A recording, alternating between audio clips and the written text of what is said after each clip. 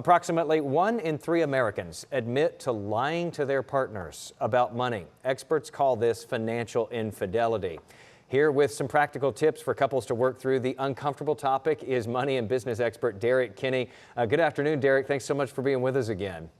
My pleasure. Thank you, Jason. Good to see you. You know, sometimes we talk about this stuff with a chuckle because, we've known people who do this, or maybe we've done this, Derrick, but it can lead to some real problems in relationships. So let's get into some of this. What are some of the examples that you would cite as being in the bucket of financial infidelity?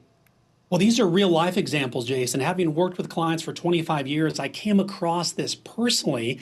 And one of the biggest ones was when your spouse buys things they don't tell you about and then they hide them. This particular client would go into the wife's side of the closet and realize there's all these new shoe boxes that she didn't tell me about. Now, this is not a female thing, it's a male thing as well. The other thing is when you begin to see credit cards opened up in your name or your wife's name that you didn't put your name to, that may be a sign of financial infidelity. Okay, so let's say that you suspect that maybe your partner is hiding something with their money. What is the first thing that you would recommend someone do, Derrick? Well, the first thing is, here's what not to do, Jason. This is like pouring gas on the fire and hoping it actually puts the fire out. You want to accuse the person and say, I know that you're doing something wrong, and I can't believe you're putting us in this financial situation. That is not the way to handle it. Instead, you want to do as calmly as you can. You want to say, look, it feels like something is off financially. Would you help me understand some things I'm seeing? Because the person will definitely feel backed in a corner, but the more verbally that you can be even keeled about it, the better you can pull them out and give them a lifeline to be honest about the situation. Yeah, because that confrontation might not go well and actually make things spiral even more. Okay, so what happens here if financial infidelity is not addressed in some way and it just kind of keeps on going, Derrick? Well, first of all, this can crush a relationship. We know there's sex, religion, money. It's on the top 3 of all relationships that they're going to do well or not do well. And that level of trust, that if that erodes, that relationship is basically on a borrowed time situation. So it can affect you financially with your credit score.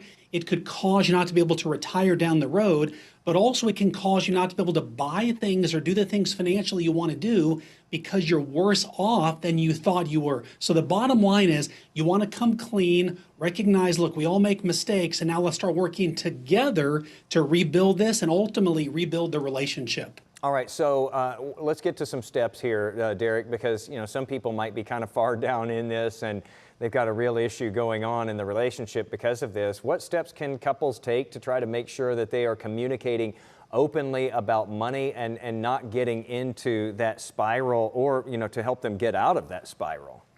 Yeah, Jason, 2 things. First of all, you want to define your roles. Define who in the relationship manages the day-to-day, the budgeting, the household expenses, and who manages the long-term investments. It might be the same person, but defining the roles really helps ease some of the pressure and really bring some clarity to the situation. Second of all, I like to have a money date every single month. Set aside a great place to go to the restaurant you both like, have a relaxed conversation, and talk about how we doing financially, how are we on pace toward our goals, and are there any issues coming up that we need to be aware of. The key is to keep the communication open, and that significantly reduces down any possible issues about money and also helps rebuild trust pretty quickly. All right, hopefully we have prevented a lot of fights and relationship breakups.